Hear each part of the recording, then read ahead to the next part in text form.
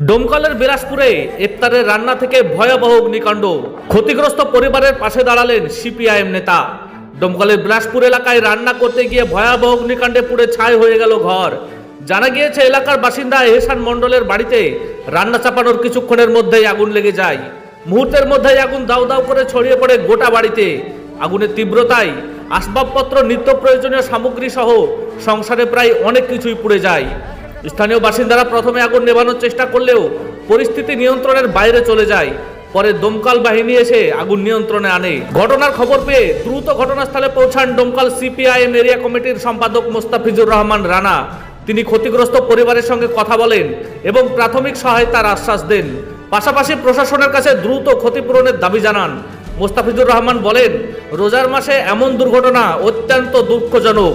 প্রশাসনের উচিত অবিলম্বে আর্থিক সহায়তা প্রদান করা এবং ক্ষতিগ্রস্ত পরিবারের পাশে দাঁড়ানো। পরিবারের সঙ্গে ঈদ কাটাতে চান? বাড়ি আসা নিয়ে চিন্তিত? কোথায় পাবেন তাৎক্ষণিক ট্রেন ও ফ্লাইটের টিকিট?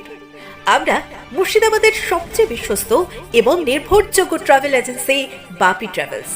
আমরা তাৎক্ষণিক ট্রেন এবং ফ্লাইট বুকিং এর সঠিক পরিষেবা এবং পরামর্শ দিয়ে থাকি। আমাদের অভিজ্ঞ টিম 24 ঘন্টা প্রতিটি ধাপে আপনার পাশে থাকবে।